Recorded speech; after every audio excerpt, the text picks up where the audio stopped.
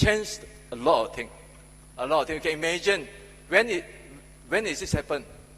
It happened during the period 2011 and 2012. And why is that? Let me show you some evidence.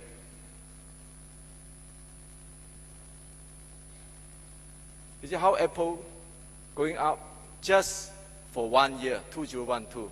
From 2011 to 2012, they go up and nobody can take Apple down. So you might wonder what have they done, right? Why so fast? Why our community so adapt to it? Why we want to use it? Is there something that is within themselves that we need to learn? They are the market leader. From a desktop to a handheld, and that's happened many years ago. I think now everyone are not using smartphone out of that, but we are quite keep up to date actually. Everybody worry about 4.0. I say we are quite up to date. We're already using an iPhone 2011, 2012, correct? And today we can use a smartphone to do all kinds of things mankind can never be done before. Look at this. Correct or not? Those days you cannot take selfie.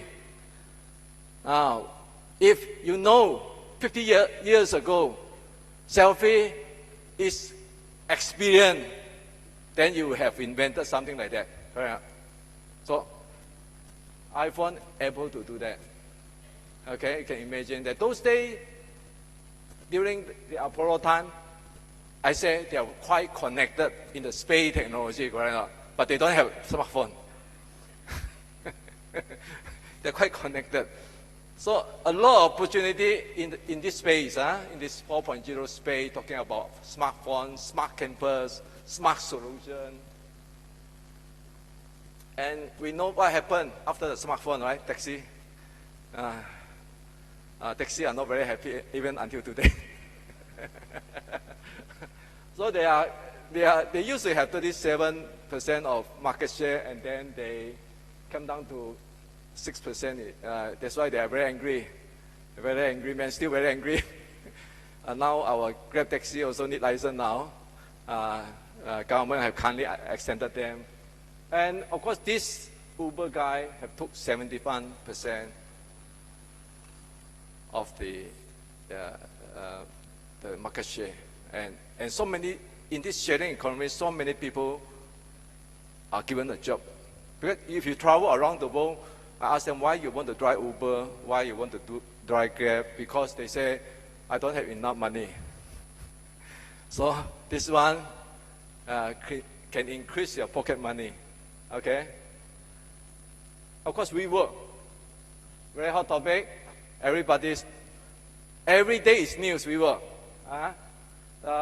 400,000 members, and how is it possible, 400 locations? I also have a co-working space. I'm talking about 20 locations, they're talking about 400 locations. So it must be do with smartphone, I think. Just think of it. It's smartphone. If you have a smartphone on hand, this is possible. Whatever business you are thinking of, there's no problem about it. Let's look at the next one. This is the very latest one, 20 months. Imagine 20 months, how many stores they are open? Can you guess? 4,005. It took Sabah in China, this is in China figure, it took Sabah at least 5 years to open 3,900 stores. But for them, 20 months, 4,005. They overtook Sabah in China. If it's not technology, if it's not smartphone, what else is it? I just went back to my MBA in Shanghai, and my colleague just next to me just press a button. I don't know what he ordered. He pressed a button, and they carefully just came right in the classroom. That's how convenient. We know Spotify lah. Who don't know Spotify? You know. But the interesting about the business model is only 5% of them. Only 5% already 70 million. only 5%, 17 million. You see how technology have able to do that. Where do you listen your music? Smartphone, right? Do you listen in the desktop? You have to carry around? No, nobody do that. It's smartphone. You sit with a smartphone now. So this is possible with that scale. And you know what is this? It's 151 million users on Netflix. I don't know how Astro going to respond to that. China, 2/3 of population using Alipay and WeChat for digital payment. So people now are changing. They no more go to the ATM machine. They are transact everything on smartphone. This is my area. I just look at 3 things here. I look at bank recon. If you are doing accounting or you are entrepreneur, nobody like to do bank reconciliation. Nobody like to have desktop software. And they don't even like the accountant, like myself. So how technology can disrupt these 3 areas? There's a software came out called Zero. It's on cloud. Actually, I'm the first one bring this software in this country. Work closely with CIMB Bank. The first software to have the bank feed go right into the system. And this has helped entrepreneurs not to focus on the internal marketing, but external, build the business. Because this automation have automate even you don't need the accountant. And not only that, from the accounting software, you can integrate with a lot of 700 apps on the cloud. CRM, payroll, Shopify, e-commerce. That's how powerful. You don't even need to look, you can just do it on a smartphone. And this is a work-life balance. Smart technology is about work-life balance, right? Smart technology, today we are talking about IoT, is to make your life more balanced. You can do things anywhere, anytime, any device. I hope you are not doing your work now. Just give me another 5 minutes, I'll be finished. Not looking at your handphone. Of course, in the future, you don't need a driver anymore. It will be autonomous driving. Why? Because that's why you are here today, the IR 4.0. But the thing I want to bring out as an entrepreneur is that the unicorn are not making money. The top unicorn are not making money. There's something, this is a law, the losses they make. Okay, from Luckin to Spotify to Uber to Uber and to Lyft, they are not making money. So I'm thinking of something else today. But doesn't mean we don't want the unicorn, we don't want the technology. I'm thinking of Sabah because we don't have a scale. Our connectivity, our infrastructure are not ready for us to become a unicorn. So I'm thinking about something I hope at the end of this session, I will bring out some new idea, new concept. Hopefully the local community can go along with it. This is the issue I'm talking about. Only less than 1% of startup sustain if you are going to the unicorn model, because you need lots of fund to invest. Sabah do not get many funder here, so we have to think of something different. I'm thinking of something about zebra. What do you think? Are you supporting me? Not unicorn. It's okay not to supporting me. It's okay because I'm talking about a little bit of the future. Because I just now the VIP will say, let's plan about 5 to 10 years from now. I'm looking at that 5 to 10 years. So I'm looking at zebra as a unicorn. Correct or not? The keyword, community, we have to be, Zebra are more community-based, more friendly, more working as a team. That's why we hear a lot of the word integrate, working unity between Sabah net, between the community we are in, and then more collaboration. Of course, more importantly is the profit. If investor cannot wait too long, I know some private angel will say 2 years minimum, otherwise I take back my money. I will call you every day. Something to think about. I went to Credo last 2 weeks ago, and now no more free gun. I can give you a loan of 300,000. You have to pay back half. But if you do not meet your milestone, please pay back all. No more free gun. So we're talking about Zebra because of we want to play safe now, more community-based, more sustainable. I have to back up this argument later on. Of course, we are looking at ASEAN, why digital economy, why I are here today because of the 200 million business opportunity in this region. And we know data is complicated. That's why we need Sabah net to help us.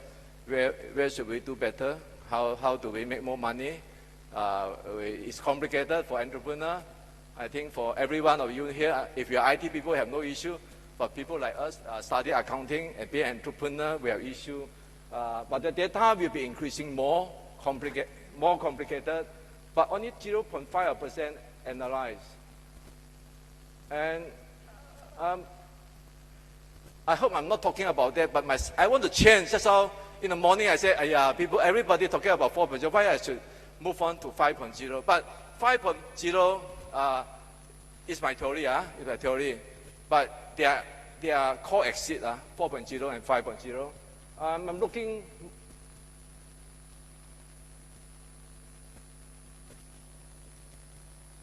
We could have the best technology, even Nokia have the best technology, Kodak have the best technology, but this could happen if you don't create experience. That's why I want to move on to the next. And this is a research. We are not creating something that customer want. Who are buying our service? Who are buying our product and services? Customer, right? There's a big gap that we need to consider. And of course, there are a lot of scary data to say SME is going to be 50% to be disrupted. If SME is going to be disrupted, there will be more job losses because currently SME create more than 60% of employment. So I hope they are not disrupted. Well, the system data, we are very focusing profitability, basic rate, efficiency. I'm looking at more human data now. I'm sure the 4.0, the technology you have can create the data. We just have to move our mind, a more focus of customer success. What social impact we are creating? Is the data to support that or not? And then, of course, more important is something we create. Do they like the product or not? Okay, this is the data, the future. I think the human data we are looking at. Of course, Starbucks have the leader in this industry. They are not only selling coffee, they're selling something else. What do they sell? Lifestyle.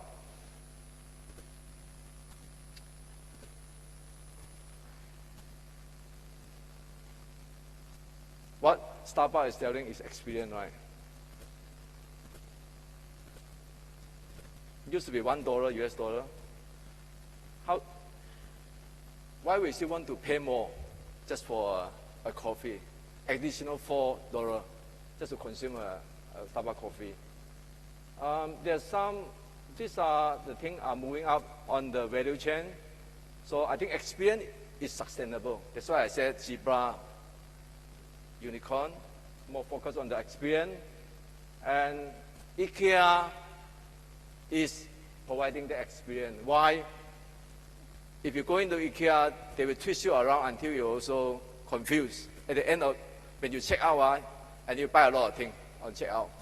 And then if they can make you stay at least half a day, so that ask you more consider to you buy more. They have restaurant, they give you very cheap price. So that's the lifestyle, that's the experience when they go into their IKEA mall. Of course, just now I spoke about open learning. We have a gentleman here later on will be sharing. I think there are increasingly people want to have their own education on their own time. So online learning, it will be the experience. I'm looking at future skill, and more importantly, we're looking at skill of tomorrow. What will be the skill of tomorrow we are looking at as an academy, as a university, as a polytechnic? This is a skill. It will be there. If you ask entrepreneur today, the current graduate, they will tell you that they are lack of communication skill. Of course, leadership is important to make changes. So human experience is ultimate customer experience. So the human focus will increasingly more important than ever before. And this is in Japan. If you lost your wife, if you only have no children, you can rent them to fill up the gap, the experience gap.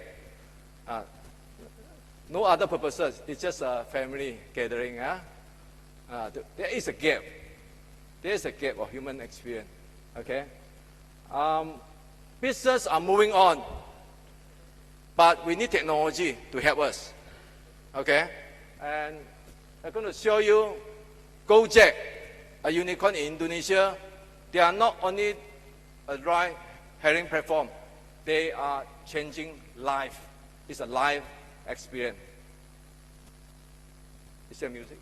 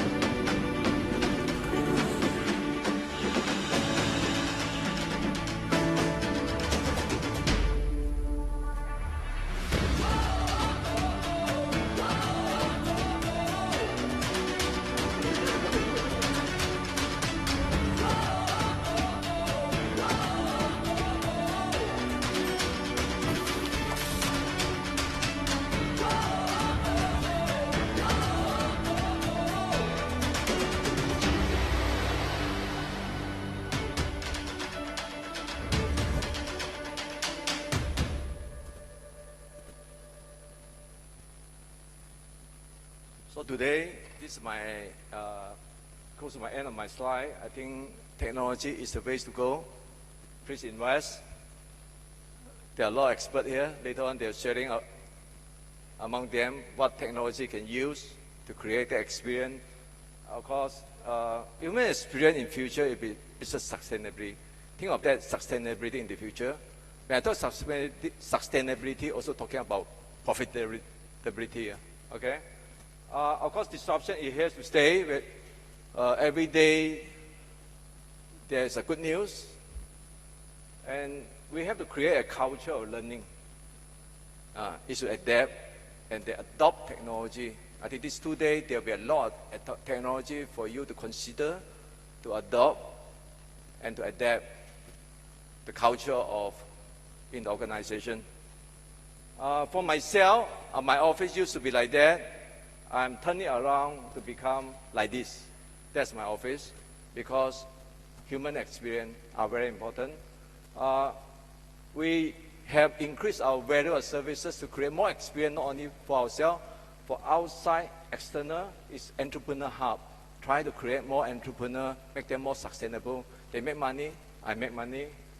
And this is our space. We're going to be not only focused in Kuala Kinabalu, this is our expansion plan. And we are looking at 20 locations, 20,000 clients, and 200 community. It's a platform for community. And this is our startup program, working very closely with UMS. As a host, we want to create 1,000 ideas, 100 startups go to the transformation. At the end of the day, we only select 5 winners. And then on the final day, we have 5,000 people who are gathered together to engage, to learn from each other, to speak to each other, to be able to create an environment of networking and integration and resource collaboration. Thank you so much. Thank you. Thank you, Datuk, for your keynote speech. Next, I would like to welcome Datuk to have a seat as the moderator for our first forum with the theme Digital Economy, Issues and Challenges in IR 4.0. Please, Datuk. And now, I'd like to invite our panelists for our first forum, beginning with, first, Mr. Brandon Wu, Chief Technology Officer of Southern Pacific Region, Huawei Technologies. Second, Mr. Chua Yu-ye, Managing Director, Enterprise and Public Sector of FusionX International. Third panelist, Dr. Muhammad Farid Sulaiman, Strategic Program Engineer Director, Intel Microelectronics Malaysia Sdn Bhd. And our fourth panelist, Mr. Andy Roy Sian, Director, Business Development, Public Sector of NEM Malaysia Sdn Bhd. And our fifth panelist, Mr. Sarvin Kandia, Managing Director of Open Learning Global Malaysia Sdn Bhd. And sixth, Muhammad Zira MJ bin Ibrahim, CEO of Borneo Rides Sdn Bhd. With that, I surrender the mic to you, Datuk.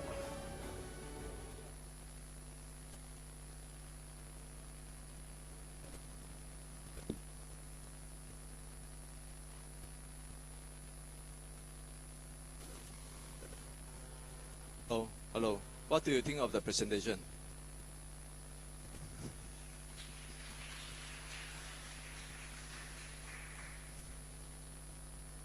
Technology is correct. No doubt about it. We need them.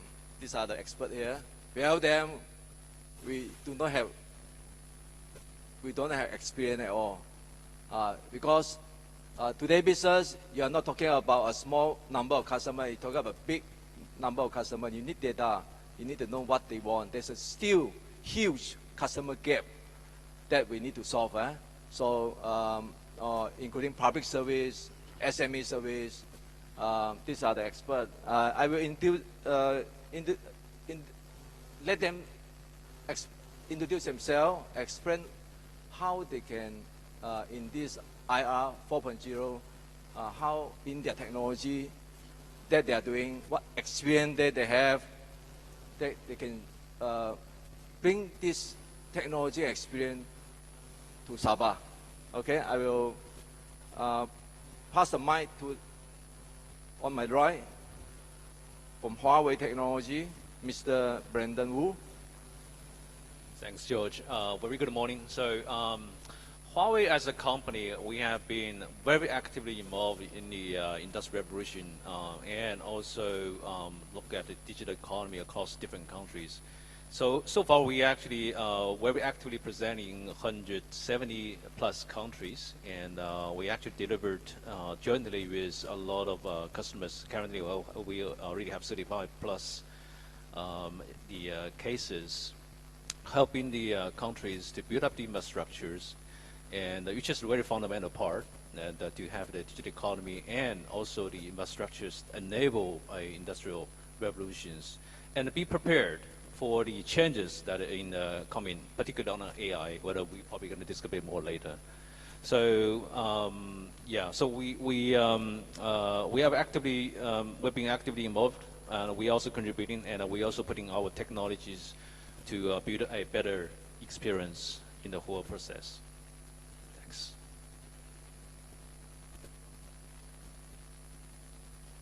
Hello. Thank you, Datuk.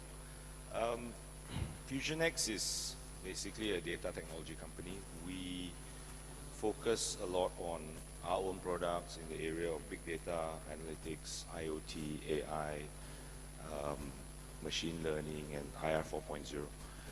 We are a Malaysian company, but we are also very strong in the region and internationally. Of course, in Malaysia, you know, we focus on building ecosystems. Like, for example, in Sabah, we're very interested to look into areas in which we can contribute as well as be a part of growing ecosystems here, not so much about delivering IT solutions or selling our products.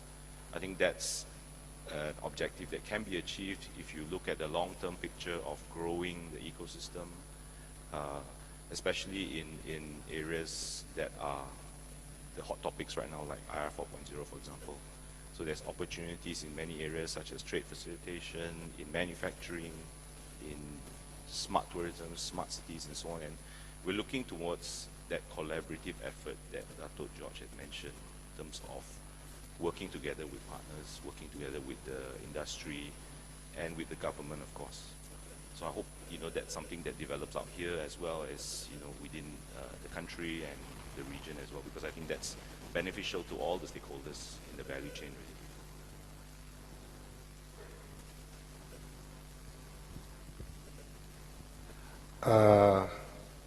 Borneo Rights Number is basically, we started the company as an e-hailing company, we call it in Malaysia. We are a Sabah-based company, and the main thing what we want to actually emphasize in the market nowadays is a safety ride-hailing or e-hailing transportation for the community. Yeah. Of course, we have a few competitors, and also the plan within the company to, you know, to develop, you know, to together support Sabah in terms of digitalization, maps, real-time location services. Yeah. So yeah, yeah, that's about it. Thanks. From Intel. Assalamualaikum. So Intel is one of the multinational company, and we have been in Malaysia for more than 45 years. Although we're based in Penang and Kulim in the peninsula, and this is my first time in Sabah, but yet I've seen a lot of opportunity down here, and hopefully we can work together to make what Datuk George is saying, and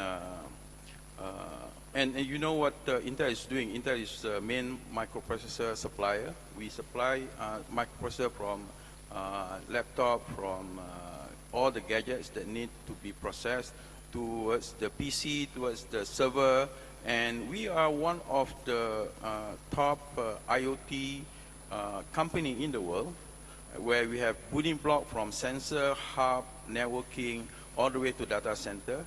And I think there's a big opportunity, and I have been working with a lot of SME and to see where's the gap, and hopefully we can contribute some in Sabah in future. Thank you.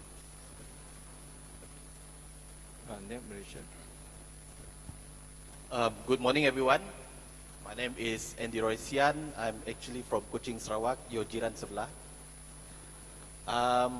I'm representing NEM Malaysia Sdn Bhd. Together with me here, my colleague Jessica Hill. She's a local Sabahan. NEM Malaysia is a blockchain technology organization.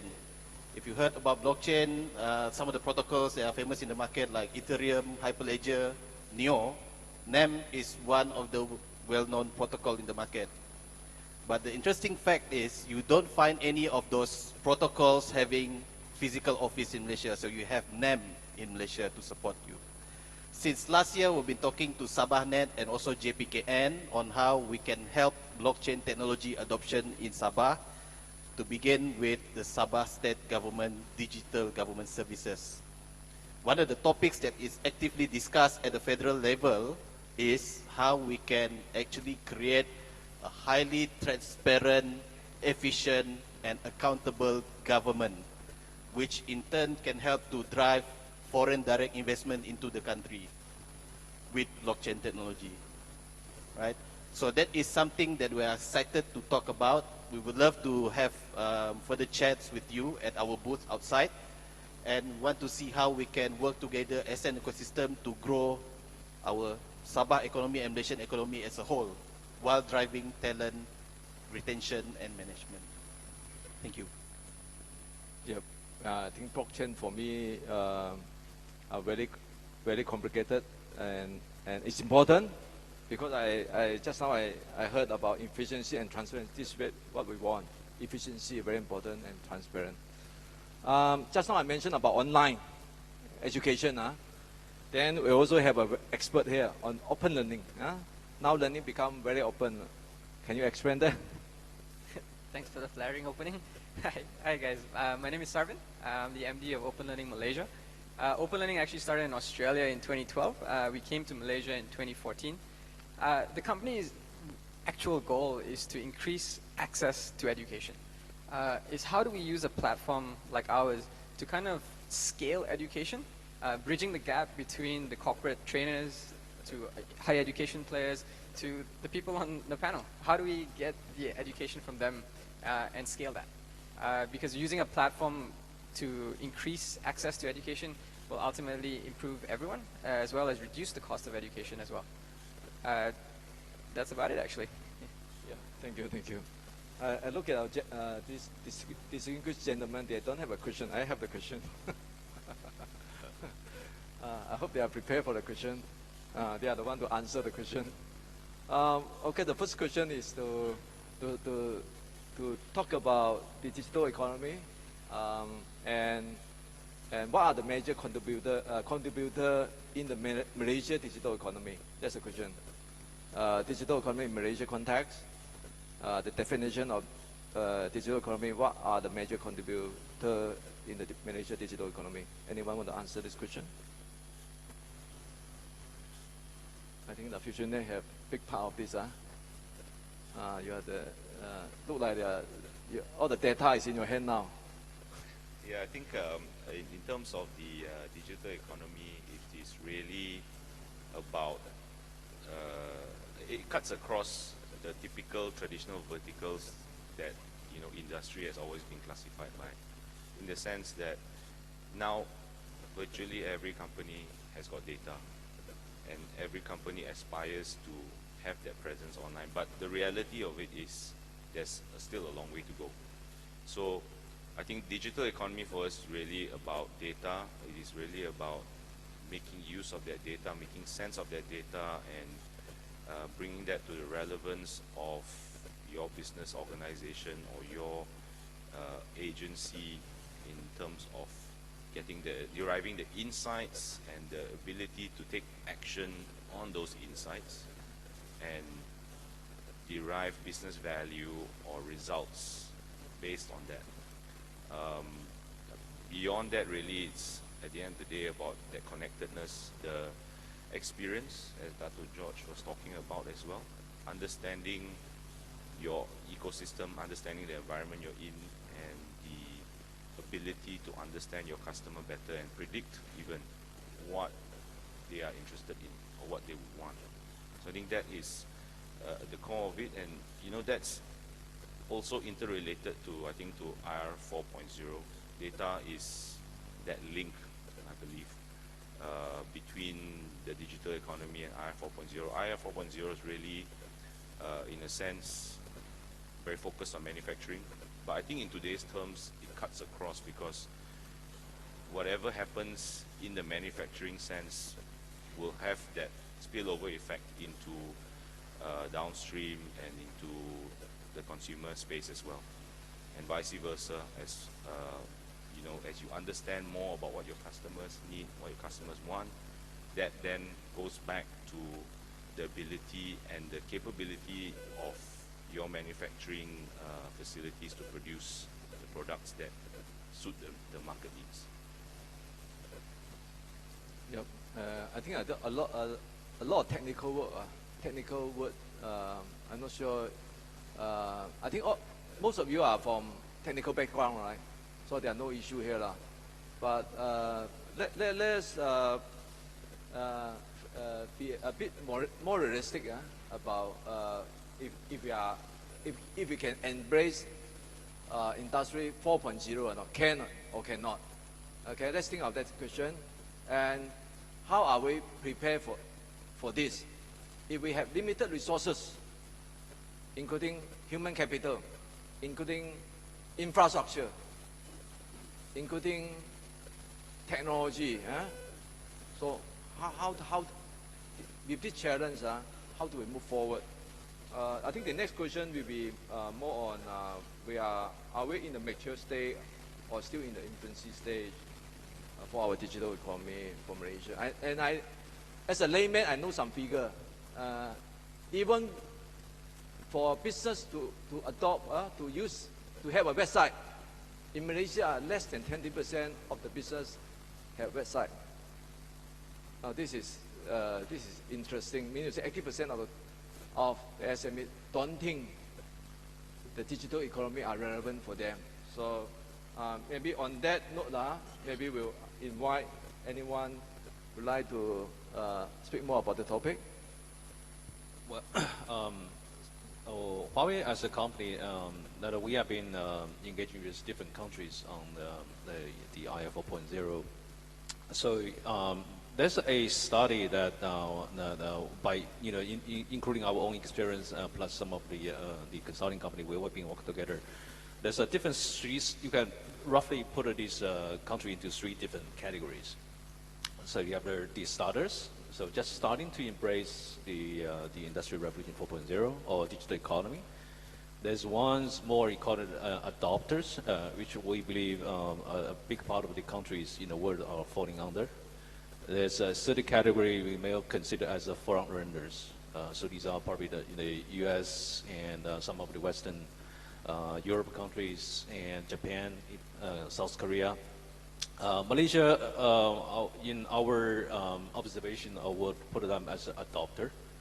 And if you look at the figure come out recently, I think the IMF come out, I figure roughly, I think the digital economy in Malaysia roughly represents close to 20% of the economy. Taking China as example, probably as 30%. Japan is already above 45%, and US is close to 60%. So I would roughly say this is Malaysia is at the middle stage of the adoption of digital economy, but every industry has a different maturity of digital economy.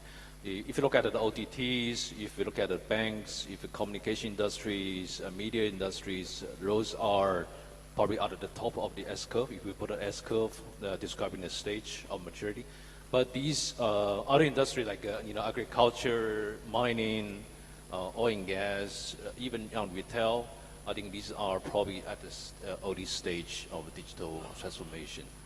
So I think that's not just unique in Malaysia, it's actually across the whole world. All the countries have a similar S curve and just a different stage of different industries may have a different maturity level. Yes. Yeah, you. Okay. I was asked to give a talk or conference in Madrid back in 2016, December. And that is the first time I give a talk about IF 4.0, right? And that time, I think not many people or companies or individuals that talk about IF 4.0. So I might be the first few. But then, during the conference, there's 2 questions that triggered me. And I was presenting, they raised their hand and saying that, hey, Parit, are you going to replace our workers with robots? Secondly, it's a political question saying that, hey, we have about 30,000 unemployed graduates. What are you going to do with that, right? So I take a pause, and my answer is this, right? Whether you like it or not, the technology will come, and you better be prepared about it, right? And at the same time, I'm saying that I have 300 jobs open in Intel, but I cannot hire those 30,000 graduates out there because the skill is not matching. The skill that I need is new skills that related to IF 4.0, right? And then my answer to that, are you going to replace people with robots? I said that when I replace suitable job with the machine, the people are reskilled to do some other things that further improve the machine, and it create more business opportunity in the different areas, right? Now, again, I agree with Mr. Brandon said that different company in Malaysia react differently with the technology. Those multinational company, they are really fast because they have capex, they have human resource, they have technology, right? But those SME and the low income small company that in between 500 to 1 million or 2-3 millions, they don't even have IT support within the company and how they can move in, right?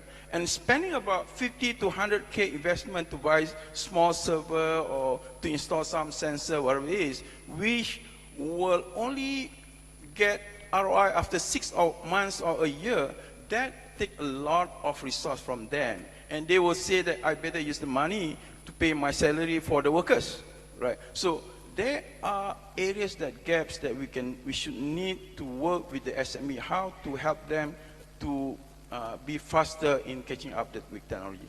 I think that's one. When it comes to digital economy, I try not to look from the tools perspective without looking at the problems first or the opportunities at hand. And I believe most of your good selves here are from government agencies. Am I correct? Am I correct to assume that? Right? I would recommend that all of your good selves gather your strengths and try to come out with your own Sabah government or Sabah digital economy agenda. Looking at the opportunities for growth, looking at problems to solve. Right? Excuse me. And along the way, engage industry players like all of us here on how we can look at the topics of agriculture, cross-border trade, education, smart cities, etc. Right? Look at these opportunities, and after that, engage the industry players on how we can work together, adopting some of the tools that are available out there that we are championing. Right? And take cue from countries or cities like, for example, Sarawak government has their own Sarawak digital economy agenda. You might want to take the first look at how Sarawak actually does it. At the same time, try to look at Smart Dubai initiative. How the Dubai city government is looking at how Dubai is going to be 50 years down the road when they don't have crude oil anymore. What can they offer to the world's investors if they don't have crude oil? They can only offer sand, dates, kurma, and camels. That's the hard fact, right? So they need to look beyond that. How are they going to compete with other cities of the world and other countries around the world to attract investors to come in and sustain that investment? So they have figured out we need to go digital. And if you guys notice, the world that we are living right now, it's already there. It's a digital world out there.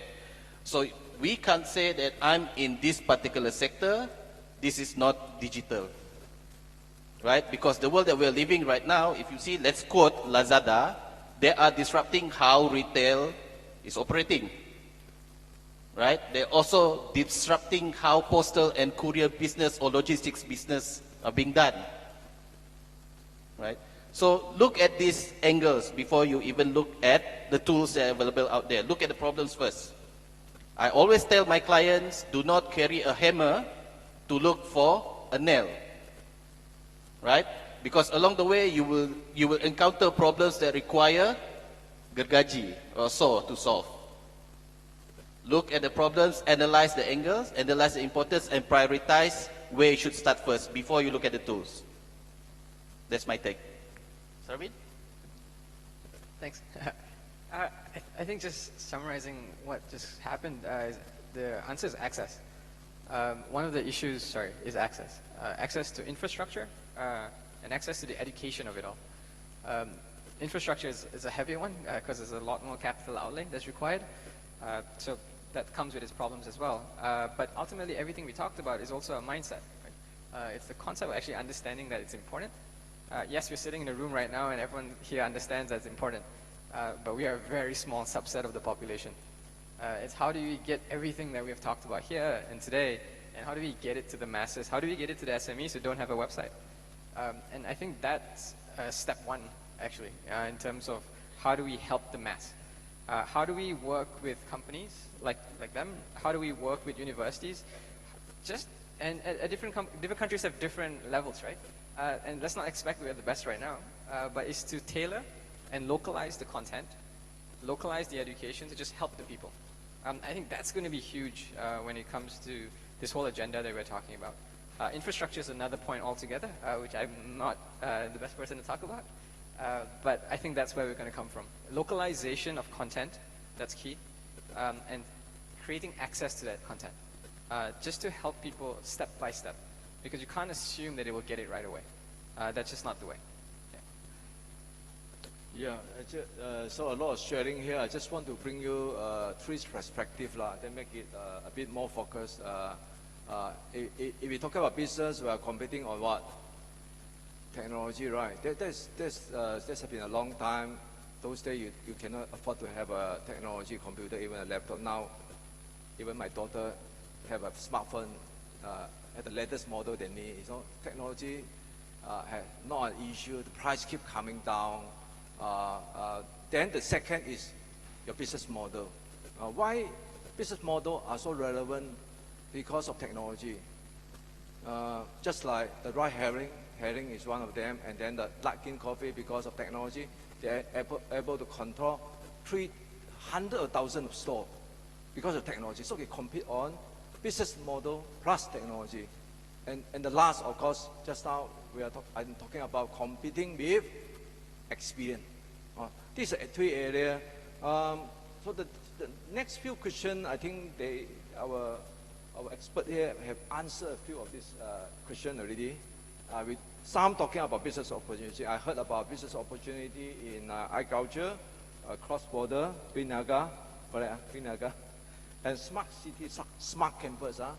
So this is they say, and then Andy also say adopt the technology who can create the possibility, because oil economy it will end one day. And of course we now moving on to what constraint we have at the moment. If technology are there, business model you can learn, what are the constraints? What are the constraints? Anyone want to touch on this question? Of course, money will be a constraint. If I have more money, I can buy more technology. What else? And then how is this gentleman, each one of them can help you with that constraint? Maybe we start with Huawei. I think. Yeah, thanks, Dr. George. Learning from the front runners and why these front runners are, they will be able to achieve a high percentage of GDP growth with digital economy, and what they have done. I think one of the key learning that we had from there is the infrastructure investment.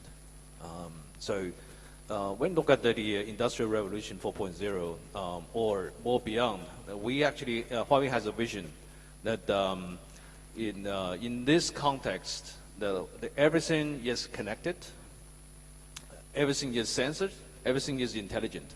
So the very fundamental part is to get all these infrastructure in place so you are able to unlock the potentials of digital economy by connecting these devices, by connecting people, connecting different business all together.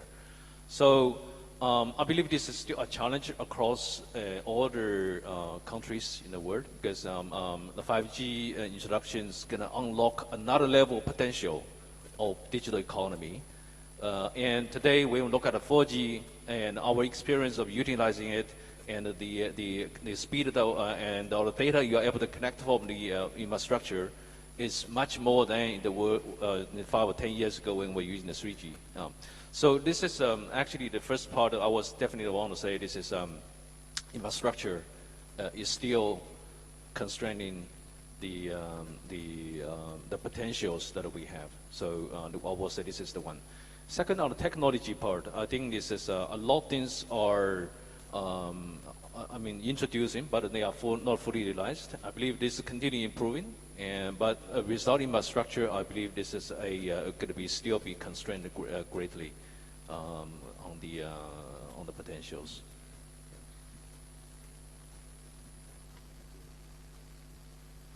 I think we're back to, for me, the main constraint is we're back to the way we are today, Malaysia.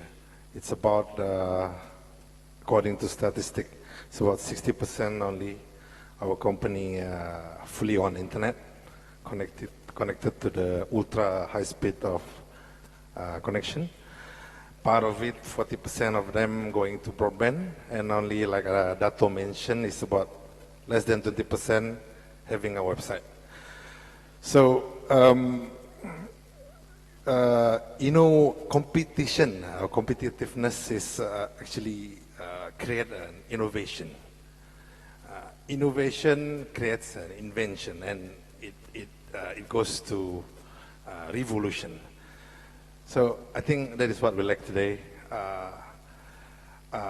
When we don't have competition, the price will go high. It's not really low. And also, of course, the services, what we, for example, maybe we have e-hailing company in US, like 5 of them or 10. We only have 3 here. So, yeah, when the cost is high and the competitive is low, we will have a lack of innovation and invention. Yeah, part of it. And also learning. Learning, honestly, we have something, to look at our educational system, and also, back to what we discussed earlier, website. We should look at not only the private sector, the government sector, where we did not yet digitalize the services using apps, and for a few years now, we are still only based on web page, web-based application. Yeah.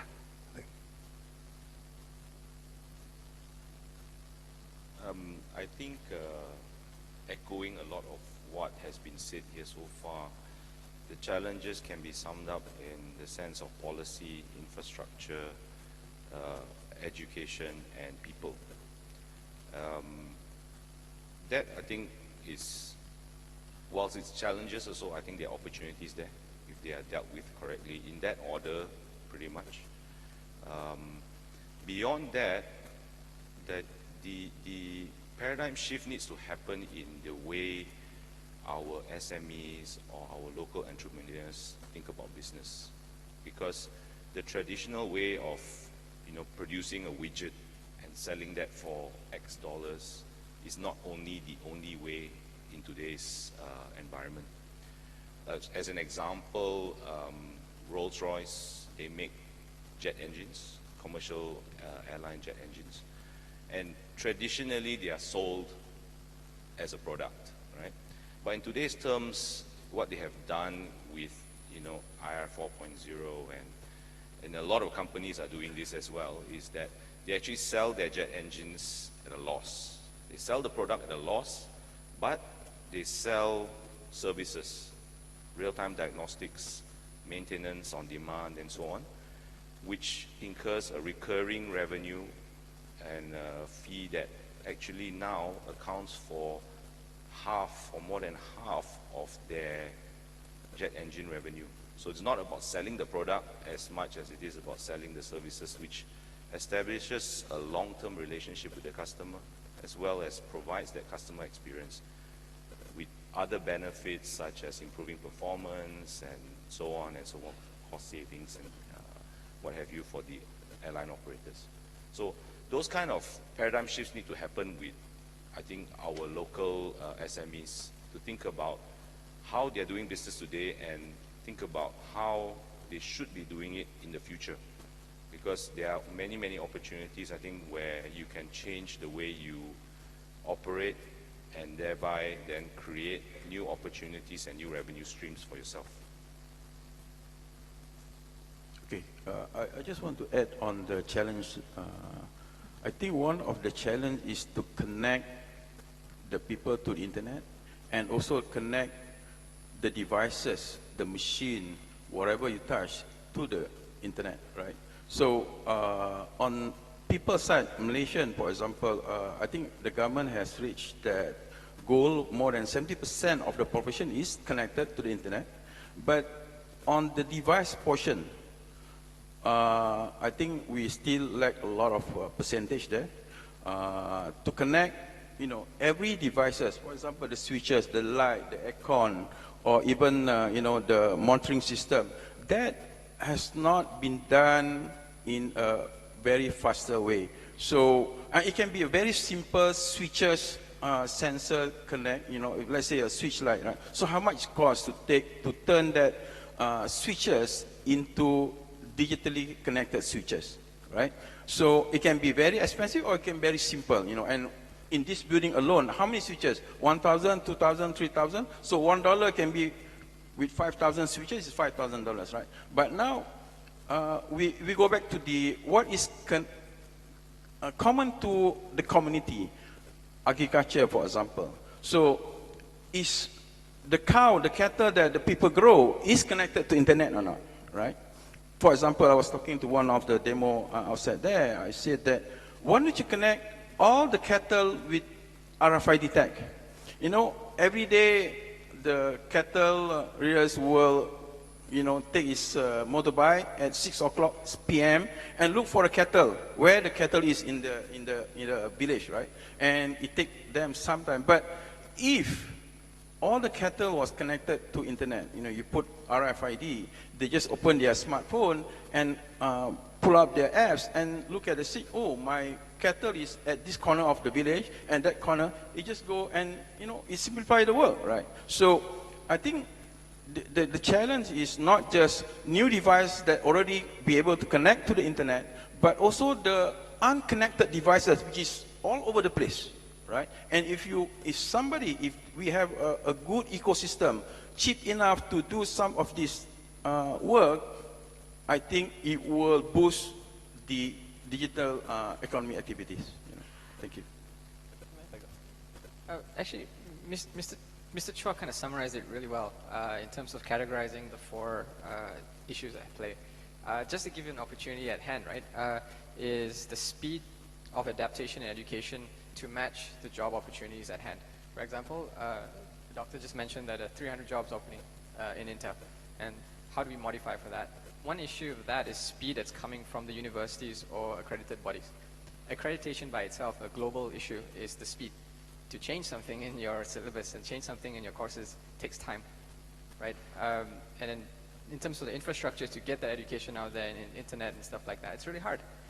And in terms of access to that, it's also really tough, people. And the people who are running the courses sometimes are also not up to date with a lot of things that's happening in the market. I just went to a university recently where they're teaching digital marketing, and the kids are not even learning how to do Facebook ads or Google ads in this day and age, right? So an opportunity at hand, if the way you spin it out, is the university or accredited training bodies have the brand name, right? People trust the name. Is how do you take that and work with the companies like such as these guys to actually kind of identify the skills gap and actually work of it off accreditation. So accreditation is actually is important, but when it comes to speed and it comes to things like this, accreditation actually doesn't have to be there. And that's just where policy will come in. Policies on these kind of courses, with less regulation, can actually get it there a lot faster. And it's actually happening around the world. So there's companies like General Assembly, companies like 2U. In Malaysia, we already started, there's a guy called Next Academy, who's actually trying to bypass all of these things. And working with the exact employer, figuring out what's missing, and just saying, hey, look, if I can deliver this for you, I will solve that problem for you.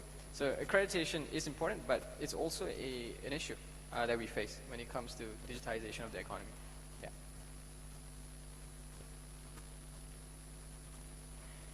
There's 300 jobs waiting. So if any of you want to go and talk to Doctor after this on how to solve that, that's a business opportunity right there. Anything to say? I think from the government's perspective, and this is going to be a bit provocative for all of you, I always believe when it comes to technology adoption, have to look at people, process, then technology. Because most of the time we're looking at technology first, then we're looking at how we can change the process, and eventually the user will say, I will not sign off the project, go fly kite, right? So it's always best to look at the talent, whether it's within your organization or other places, right? The important part that I want to mention here is talent upskilling that involves training and whatnot. So from the government's perspective, if we want to embark on this digital economy agenda, attend trainings, right? Try to upskill yourself to understand how these technologies can be used to solve the issues within my department and my industry sector, and how I can help the entire Sabah government missionaries tasks, right? Then once you understand that, once the people inside your organization has already been transformed, so to say, then they can look at the existing business process that you have, or existing policies that you have. Mind you, some of those policies have not been updated for the last 10 or 20 years. So it's high time for you to look at how you can update or enhance those policies to enable transformation and innovation to happen. That's why it's important to look at human first before looking at the process. Because humans created the process in the first place, and they are also the ones going to change it later on. Last but not least, then only you look at the technologies out there. Whether it's blockchain technology, whether it's IoT, or whether it's whatever technologies or analytics technologies out there. Look at how those technologies can automate and enhance your new process, right? And this has to happen in the government, because the government is going to catalyze the industry sectors. And you have to understand that fact, and that I mentioned earlier is going to be a bit provocative. Because the industry needs to rely on government to enable things to happen. For example, I'm taking a use case of how blockchain is being used in cross-border transaction, right? You have multiple parties that are needed to input data into the blockchain network or the records. How do you ensure a neutral party will not abuse that data, even though it's secured? You need a neutral party or regulator or a government. That's your role. Because you guys will actually say, this is how Sabah agriculture products going to Semenanjung, Malaysia, and after that going to overseas. It's not the private sector. The private sector will actually wait for you to tell them, okay, this policy is going to be like this, it's going to take 5 working days, and you have to follow through. Agree? Right? So it is important that the government has to start first. And now I'm taking only one example.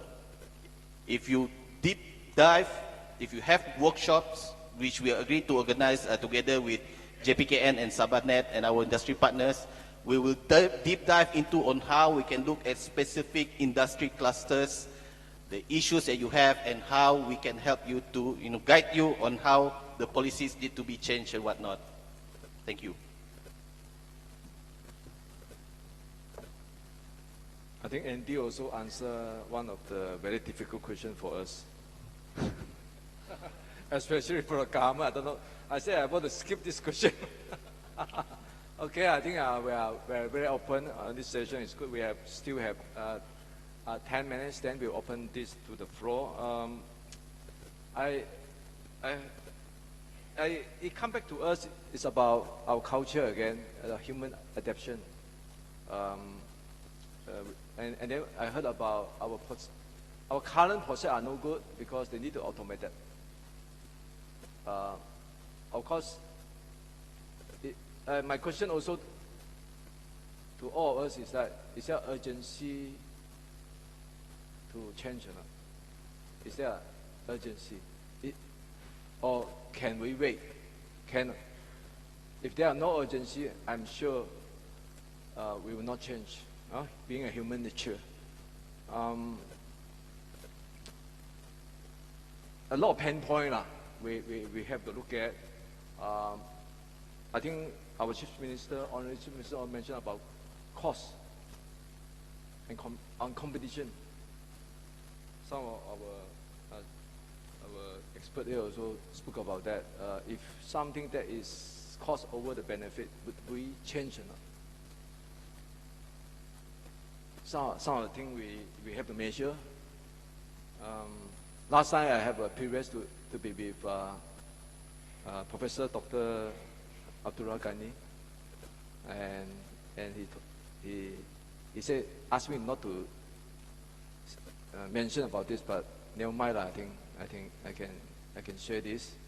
The university produced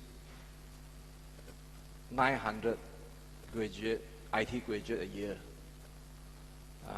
and then the shocking news for me, none of them stay back.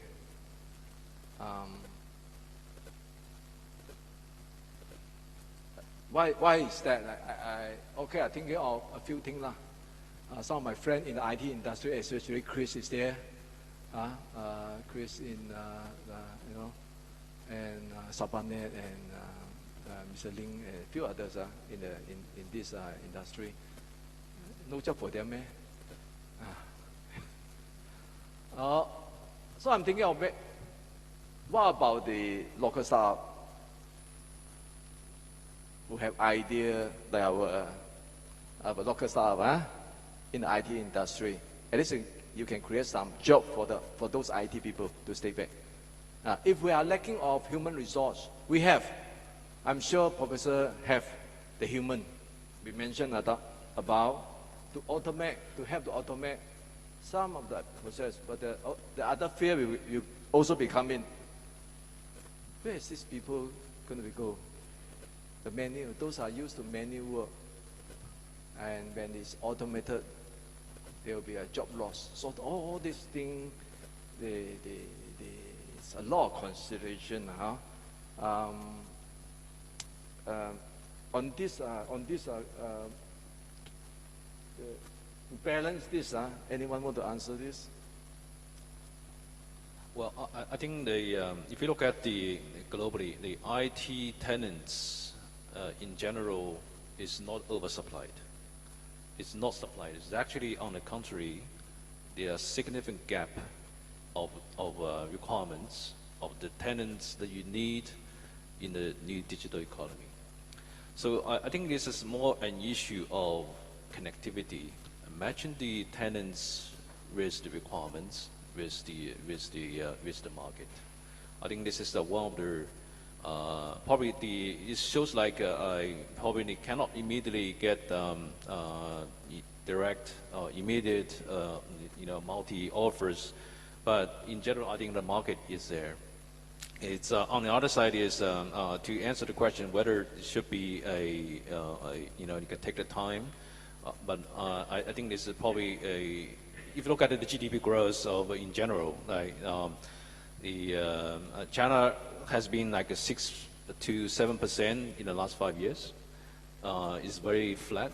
But if you look at the digital economy growth, the GDP growth in the contribution is close to 20%. So to maintain a stable GDP growth, and the digital economy is actually bringing a significant contribution to offset the drop of the other major economies. So I think if you also further look at the AI or the new technology, what is going to impact to the industry is traditionally we're going to have a pyramid shape of employment structures. You have a massive amount of junior employees, and then you have the middle level, and then you have the senior level. And with AI, with all these, you'll change the whole employment structure, your organization structure into a diamond shape. So basically, you still have the management level, and the lower level, the junior level job will be largely replaced by some automated robots or some of the AI machines. So it has to push the whole attendance up to the middle level, which is more the experts level. And that is the part that we believe the IT engineers and IT people are still significantly lack of. And I believe that's part of a great potential is coming. And Huawei as a company, we've been working with UMS as we started this ICT Academy, and we're supporting the students to get involved, get to know these new technology as possible, and start to put their hands on all these the new technologies and get to know these things.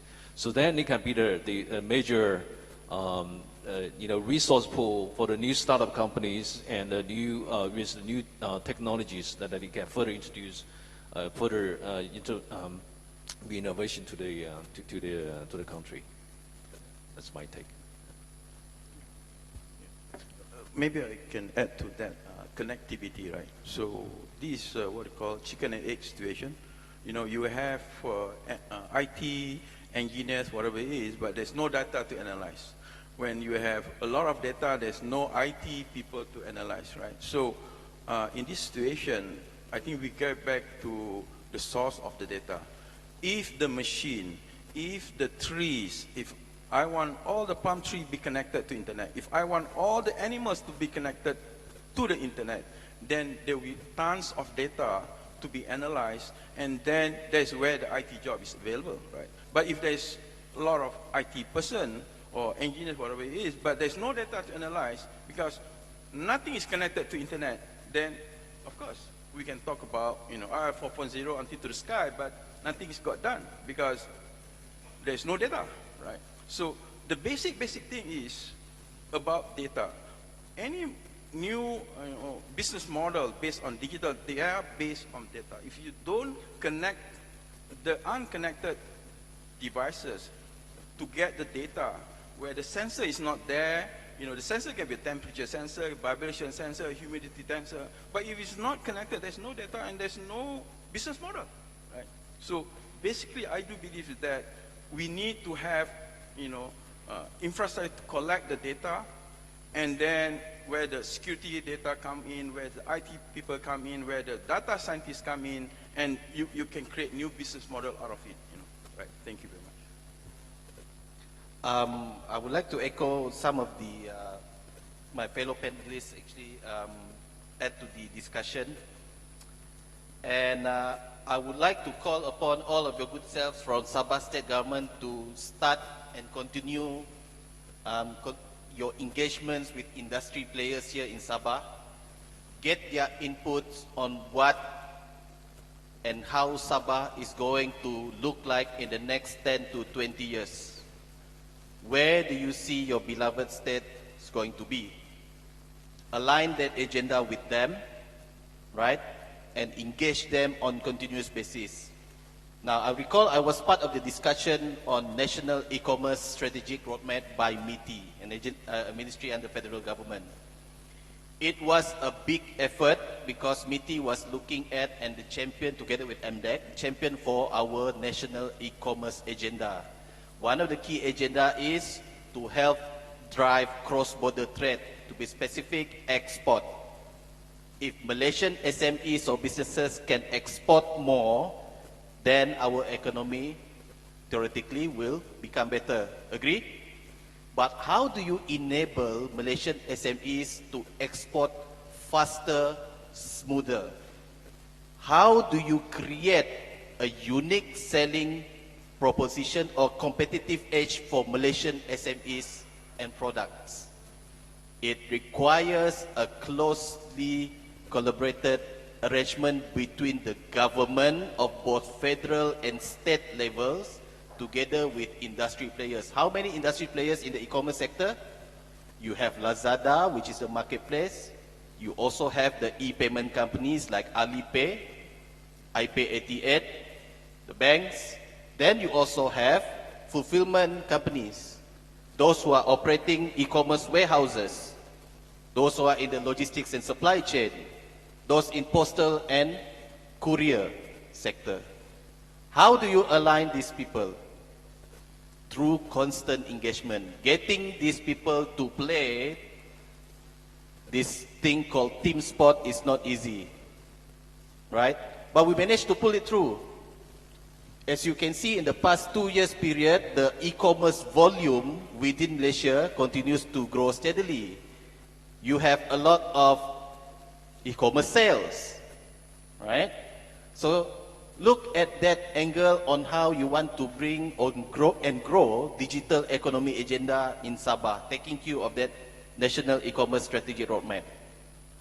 And please continue engaging the industry on a continuous basis. Get their feedback, because the industry players are more in tune or in pain, so to say, to the things that are happening in the market. The market is severely disrupted, agree?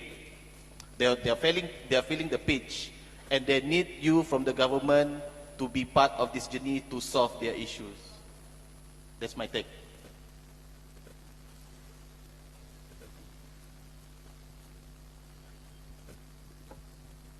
If I can add that, yeah, I think Andy had made a very good example of the trade facilitation and creating more of a market. And I think the similar thing can be done at the state level as well, of course.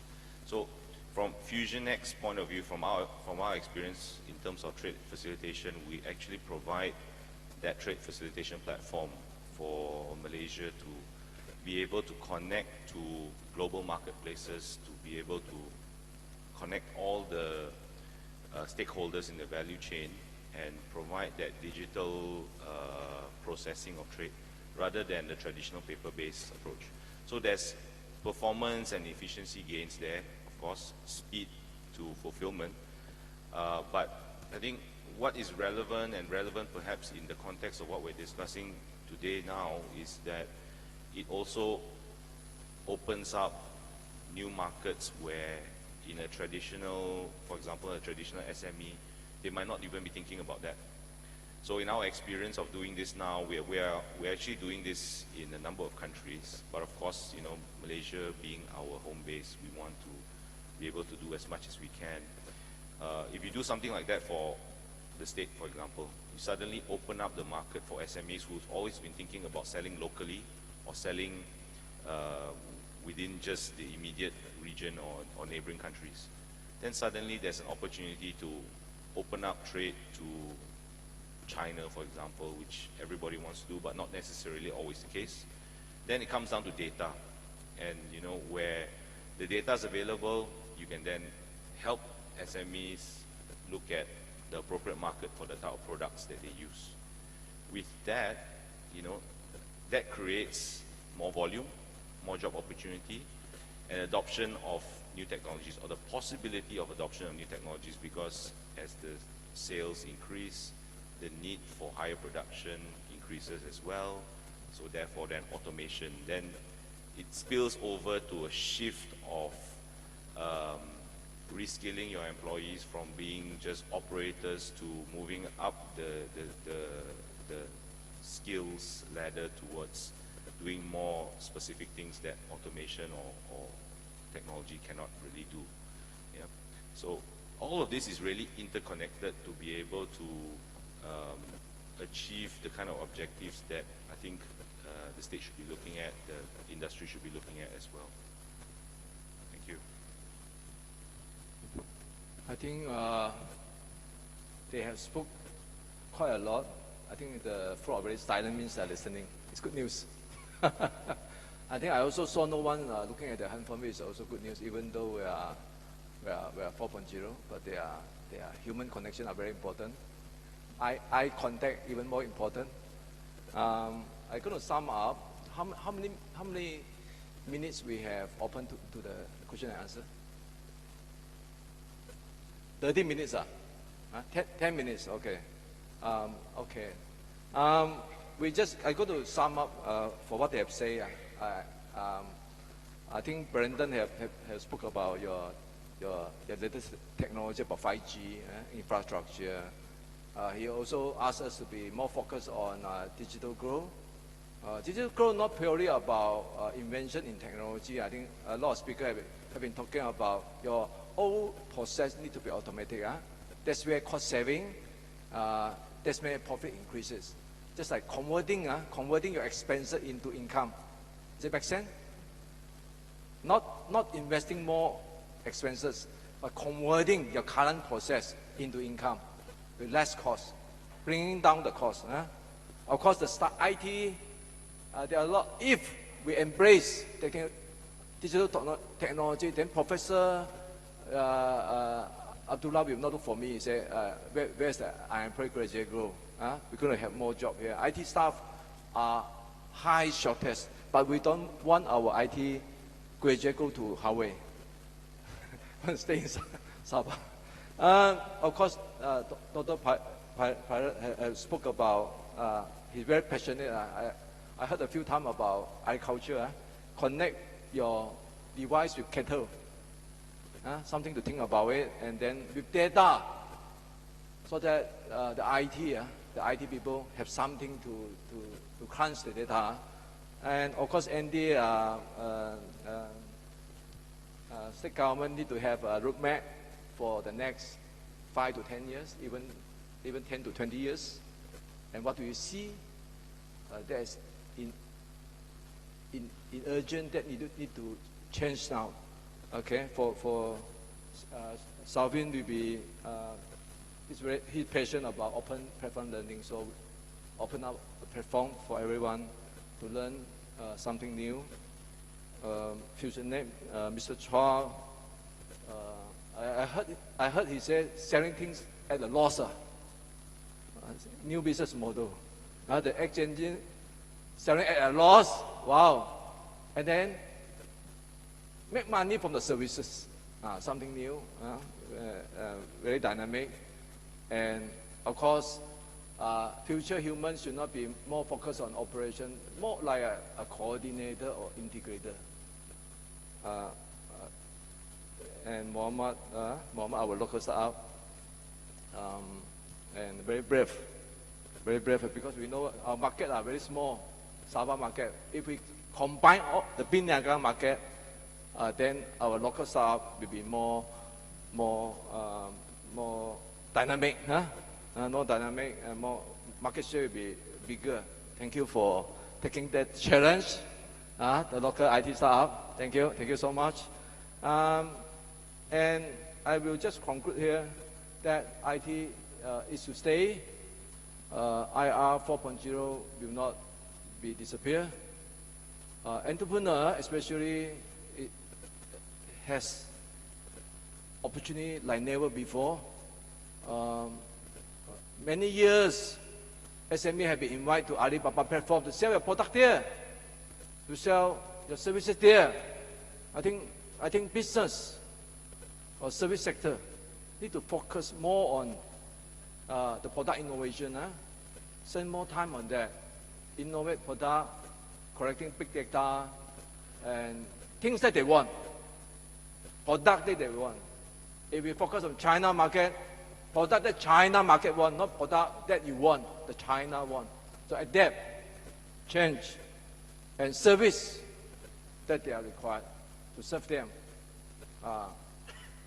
including our ASEAN country as well. With that, we thank you very much for each of the distinguished gentlemen here with the expertise they have shared, coming all the way from Singapore and from Malaysia. Thank you so much. And now we'll open the floor for questions. Questions from the floor? We have mic left and right of the hall.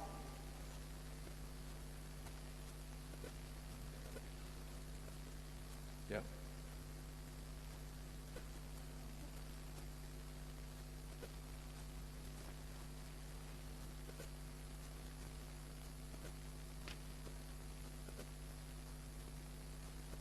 Hello. Assalamualaikum and very good afternoon. So I'm Mahdi Ahmad from UMS. So I have few concerns here. First about how you see to balance between digital economy and conventional economy, because in reality, in Sabah, you see, commercial economy is still not so strong. And how we can transfer to digital economy? So how we can balance about that? And second, about to support digital economy, we need some maybe smart society. So now don't have any, let's say, some society we are applying smart system in the whole community. So why not? We can create choose some localities and create smart society. We integrate all the internet things to one system to improve the digital economy. Thank you. How the panel think about that? Thank you.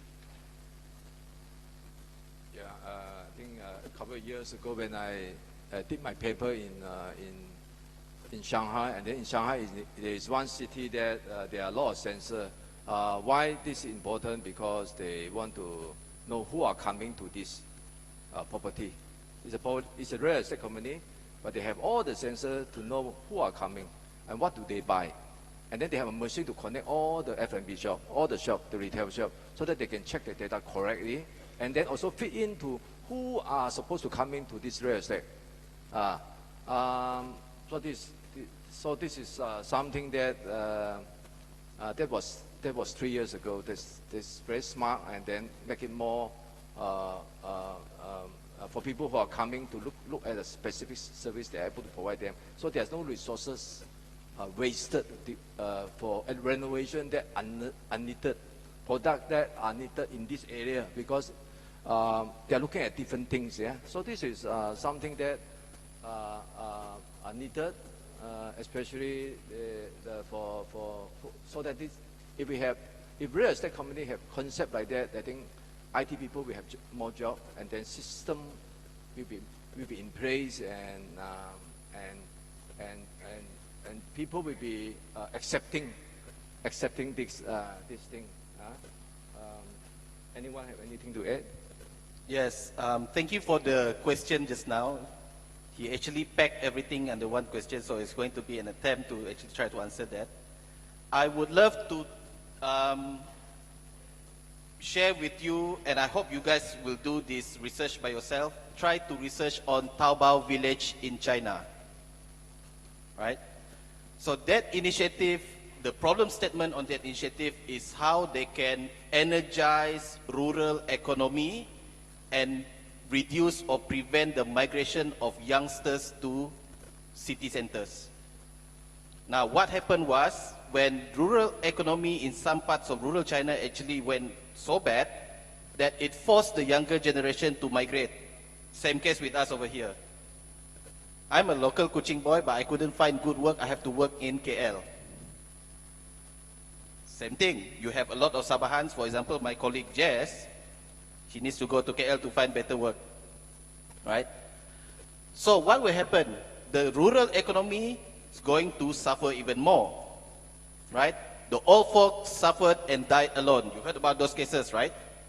So Taobao Village, the problem statement is how they can energize rural economy with technology and reduce the migration of youngsters to city centers, because that would cause society problem in the city centers, right?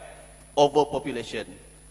So they introduced initiatives such as payment, e-payment, where the aunties and uncles who are selling vegetables in the kampong area, they can use e-wallets to conduct transactions. And the remaining youngsters who are merempit in the kampong area with their motorbikes, instead of being unemployed, they can be employed as the delivery guys. Right? So imagine an uncle or an auntie transacting with each other, paying first. I want this corn and these vegetables to be delivered to me at 3 p.m. today. My house is 5 kilometers away. So the supplier can actually pay and engage a local unemployed person, a youngster with a motorbike or a vehicle, to be the delivery guy to send that particular produce to the customer. Right? So Taobao Village is a very good example on how we can test something similar to that in one of the areas in Sabah. The next question you need to ask is, not every single kampong or village would love to be a guinea pig for this kind of initiative.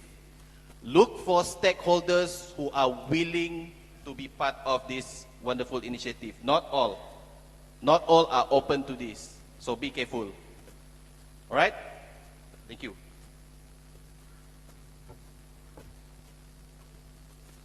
Okay, I just want to add what he said. So, the conventional versus digital economy, right? It can coexist, and perhaps the digital can really help the conventional. For example, we go back to agriculture. We work with the paddy farmers in Skinchan, back in Selangor, where we turn the irrigation process from manual, turn the bath into a digital process control through the apps. You know, in the old days, this Skinchan area, they grow paddies. When they want to flood the paddy field, they have to call the irrigation department. When the irrigation will take a motorbike, go to the valve at the end of the paddy plantation, and turn the valve on, and the water fill in, and he has to wait until the water rise up to the certain level, and then he turn off, and he go back, right? But today, we automate the valve such that when the farmers want to fill up the paddy field, he turn on the apps, and the apps directly connect to the irrigation department, and from there they will send a signal to the valve, and the valve open. Now there is a sensor to control the level of the water. Now with that sensor, they are collecting amount of water being used by the paddy plantation throughout the year, and make some analytics. What is the best amount of water, and what time, what day, together with weather forecast, and it help the farmers to increase or double whatever the plantation into 2 or 3 times a year. So that is what I call mix the digital with the conventional economy. Right? Thank you. Thank you. I think we have time for one more question. Go ahead. Assalamu alaikum and good afternoon to all of you. My question is simple. Sorry, my name is Khalifa Chekima. My question is simple. To what extent are we prepared to embrace the IR 4.0 from the infrastructure? Or yeah, thank you very much. Yeah. I think this is on my slide 2011 or we already 4.0. That's why I'm concerned, because smartphone changed the whole landscape. If we today, that's why we are very connected, because 80% of population are very connected because of the phone, the smart thing we are using. But the only thing is, I would speak for SME, they are not investing money. Soon after GST, lately I spoke to the local, they have about 10 optics shop. After GST, whatever they do doesn't work. They drop, the sale drop about 30% to 40%. Whatever thing it doesn't work. I change smart glass, whatever glass, it doesn't work. So I told him maybe, and that's why I said I bring back to you're competing with technology first thing. Second is business model. If business model don't work, what is next? We should not question about technology now. We should embrace it and use it. These people are here to help you. But the next is more and more important. It doesn't work. As an entrepreneur, to see he employed about 100 staff on the retail shop, but he said it's not growing for the last 3 years. He's suffering. He's asking for help. So what do you think we are moving into the next economy, which I have said on my PowerPoint slide, which is we have to using technology like Fusion Exchange. He's here to compete, to help us to compete. We have to use data to create experience relevant to customer. I have a privilege to listen to Sing Hing store, many store, I think close to 100 over store over Malaysia. I also have a privilege to listen to T-Life. Brian Lu, very young. Interestingly, Brian Lu said Sing Hing boss is the Sifu. You know why Sifu? Seng Heng, even a very old entrepreneur, very old in terms of age, maybe older than me at least. They created a software called Black Box. They have 7,000 over license. I'm not selling his software. I'm saying he has a software.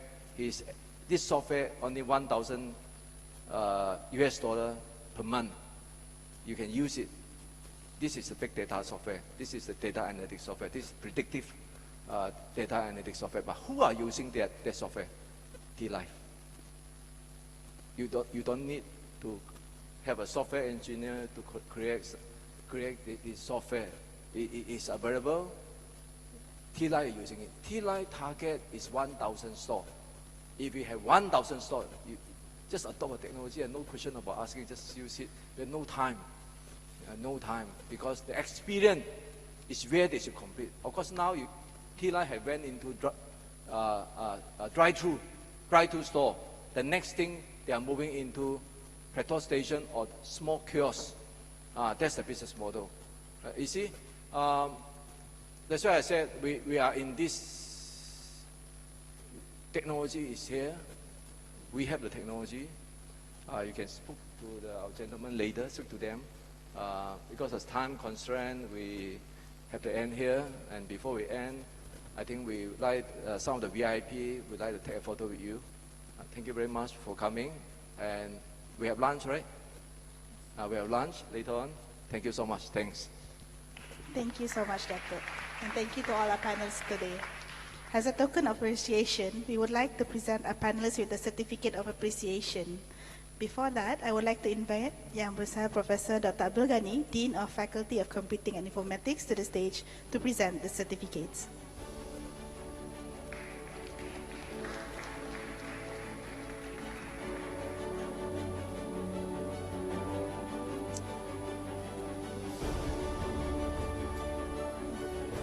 Firstly, I'd like to invite our panelists. The first panelist, Mr. Brandon Wu, Chief Technology Officer of Southern Pacific Region, Huawei Technologies, to receive his certs.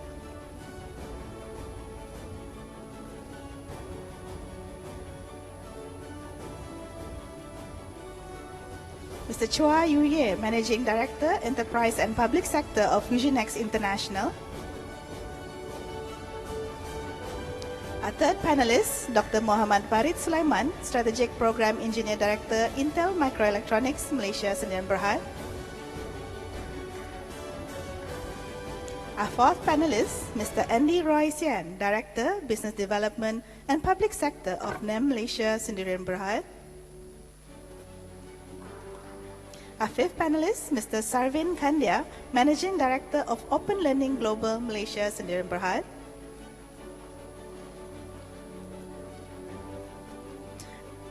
Our sixth panelist, Mr. Muhammad Zirol Imji bin Rahim, CEO of Borneo Rides, Sdn Bhd.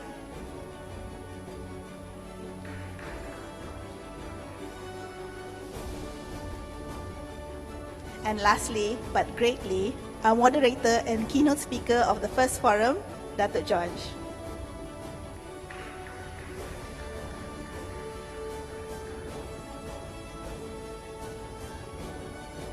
Thank you, Prof, and to our panelists. I would like to invite all our panelists to the seats in front of the stage. Datuk would like to request a group photo. Is that it? Yeah.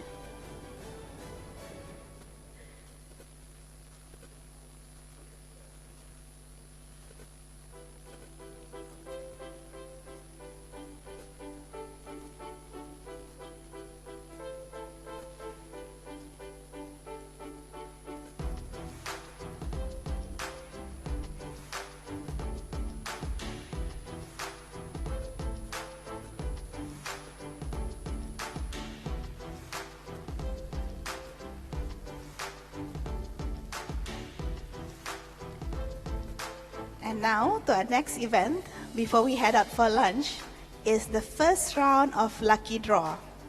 Before we start with the Lucky Draw, please allow me to share a few details first.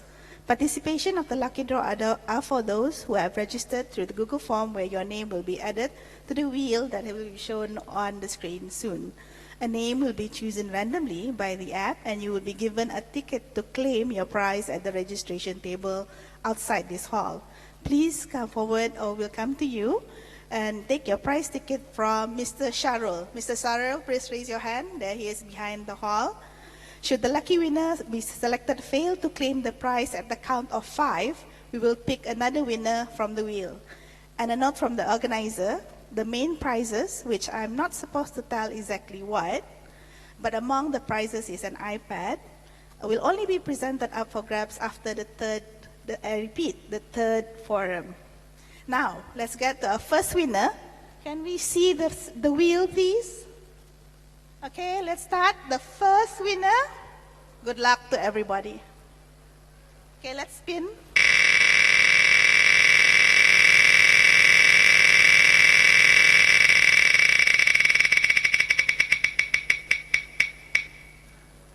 Congratulations to Mr. Ahmad Ruzaini bin Awang Ahmad. Please raise your hand for Mr. Sharul. Okay, congratulations. Okay, let's start with the second winner. Yeah, before that, Mr. Ruzaini won cash voucher worth 50 ringgit sponsored by Breeze Magazine. Okay, to our second winner, please. Can we roll again the wheel?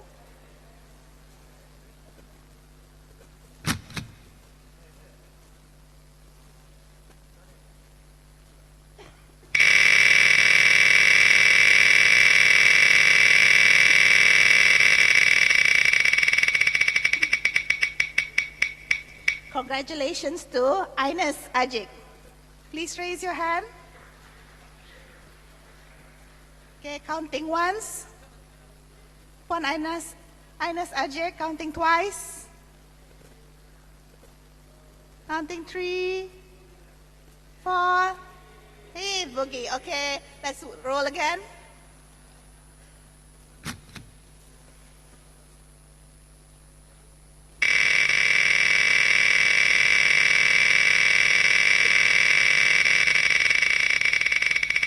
Congratulations to Ms. Puan Rohani Mamat. Can I have raise of a hand? Counting once, 2, 3, 4, 5. Roll again, please.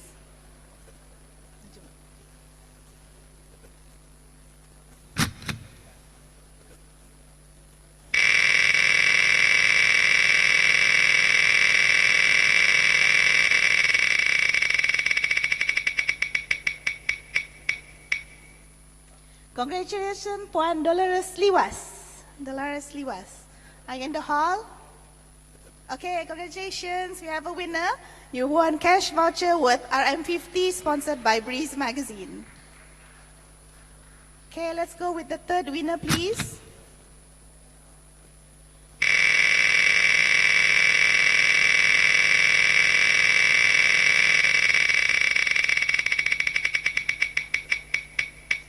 Congratulations to Puan Jasel Kamijan.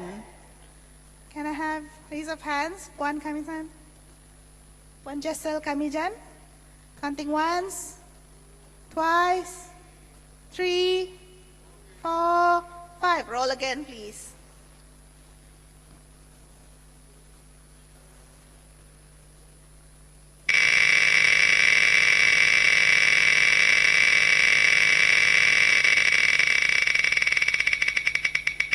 Congratulations to Mr. M. Cyril from EMS. Raise your hand, please. Okay. Congratulations, you've won a hamper sponsored by Agrom. Can I have the fourth winner, please?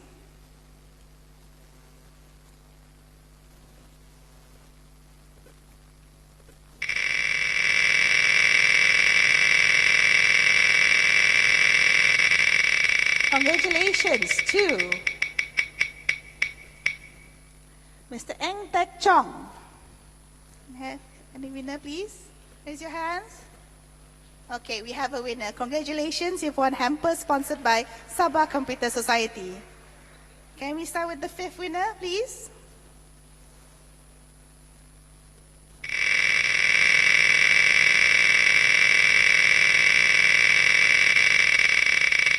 Congratulations to Mr. Sudin Lada from UMS. I can see he's here. Okay, a winner. Okay, congratulations, Mr. Sudin. You've won a hamper sponsored by Sabah Skills and Training Center. In the middle. Yeah, in the middle. Mr. Sudin is in the middle. Mr. Sudin, can you please raise your hand? There you go. Okay, congratulations to all our winners for the first round. Don't worry, we'll have 2 more rounds for lucky draws. And the grand prizes will only be given out after the 3rd forum. Now we will break for lunch and commence the next session at 1:30 p.m. Lunch is served just outside this hall. Enjoy your meal and see you back in the hall by 1:30 p.m. Thank you.